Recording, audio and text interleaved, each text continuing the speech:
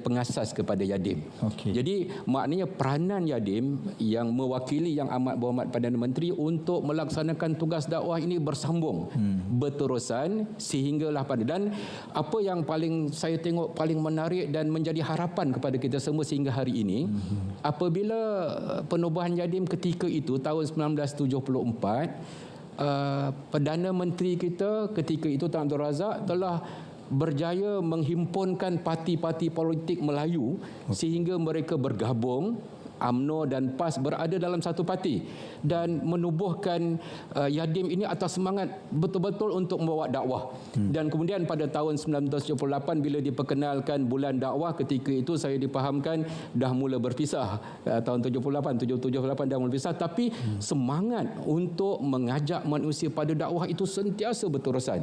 Dan inilah satu perkara yang saya kira sangat penting. Malah ketika saya ditugaskan untuk memimpin, apa yang saya fikir ingin mengulangkan balik sejarah untuk menghimpunkan semua pimpinan-pimpinan Melayu, organisasi Melayu Islam untuk kita bergabung kembali membawa panji-panji yang sangat mulia ini. Jadi inilah yang saya katakan bahawa signifikan 50 tahun itu, kami bukan hanya memikir 50 tahun yang lalu, kami sedang memikirkan bagaimana dakwah pada 50 tahun yang akan datang. Alhamdulillah, satu mukadimah yang sangat tuntas.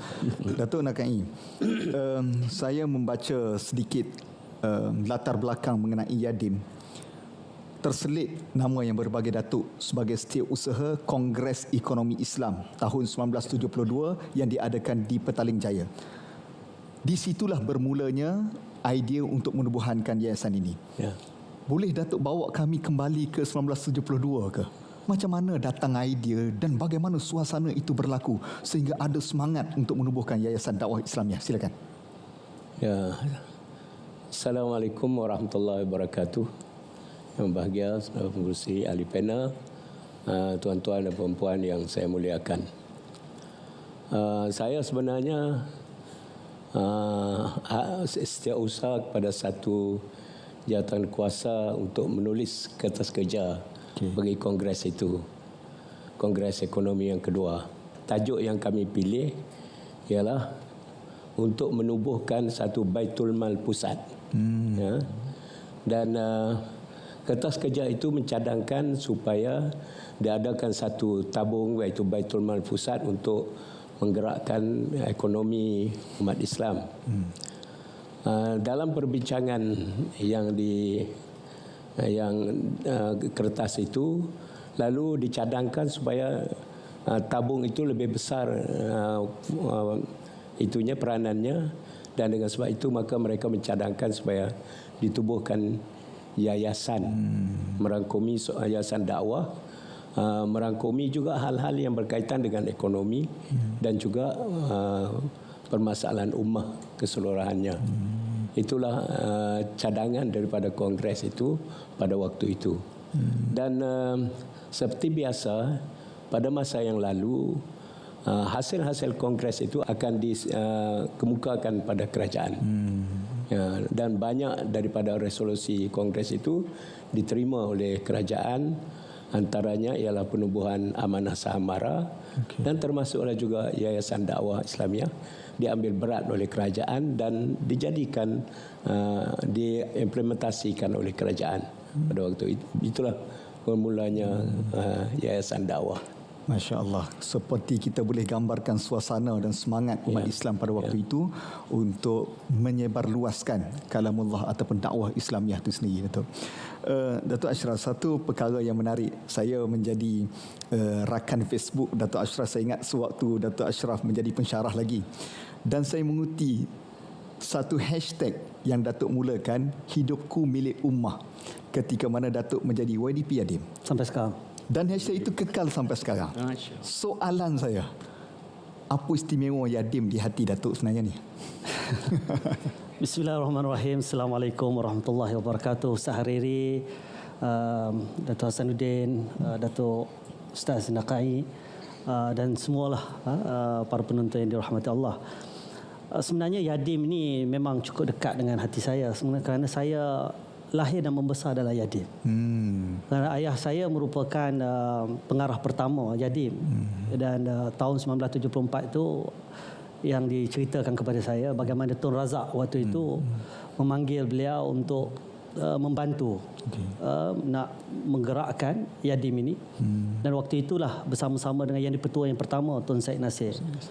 Dan kemudian 2013 apabila Datuk Seri Najib di masjid inilah mempelawa saya untuk masuk ke Yadim ni, saya beritahu dia saya dalam bidang kewangan Islam. Saya banyak sibuk dengan menjadi penasihat syariah, keluar negara sebagainya. Dia kata boleh teruskan. Tapi saya ingat lagi kata-kata dia yang betul-betul menusuk kalbu saya. Ashraf, bantu saya untuk kita sama-sama mengukuhkan agenda Islam dalam kerajaan. Yang itu yang menyebabkan saya, tak apalah, saya cuba nasib. Dan saya terfikir balik, macam ada kesamaan Tun Razak dengan ayah saya dan anak dia Datuk Seri Najib dengan saya. Tetapi yang paling penting sekali kerana sejak saya zaman universiti lagi, saya aktif dengan pertubuhan-pertubuhan Islam ini seperti PKPIM. Saya merupakan presiden dan waktu itu kami dilatih dan diorientasikan dengan pemikiran bahawa kita hidup ni untuk Islam. Hashtag dia waktu tu tak ada hashtag. Hidup biar berjasa.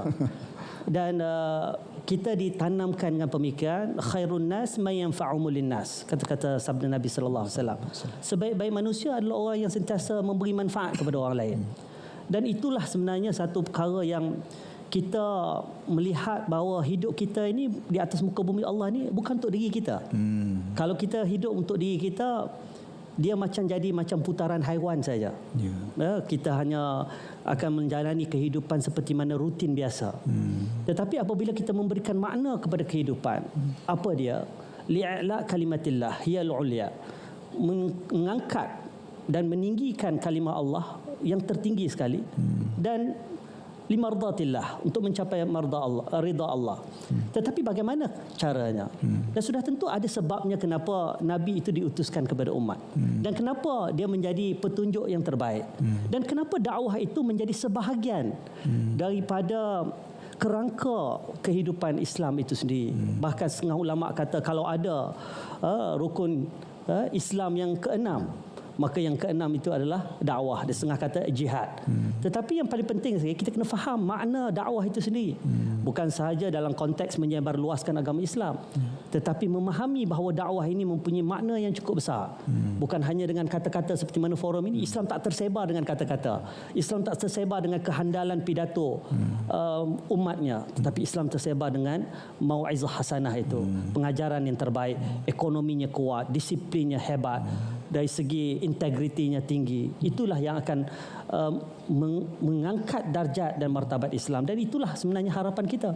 Kalau kita nak mengharapkan kesempurnaan, memang tidak akan tercapai. Tetapi kita harus berusaha untuk menyempurnakan. Itulah yang sentiasa ditanamkan oleh keluarga saya. Ibu saya meletakkan dalam pemikiran kami anak-anak, kita jangan mengharapkan kesempurnaan, tetapi kita kena berusaha untuk bersama-sama menyempurnakan dalam konteks perjuangan ini. Ini keluarga perjuangan, keluarga dakwah lah. Mudah-mudahan jadi contoh kepada kita semua.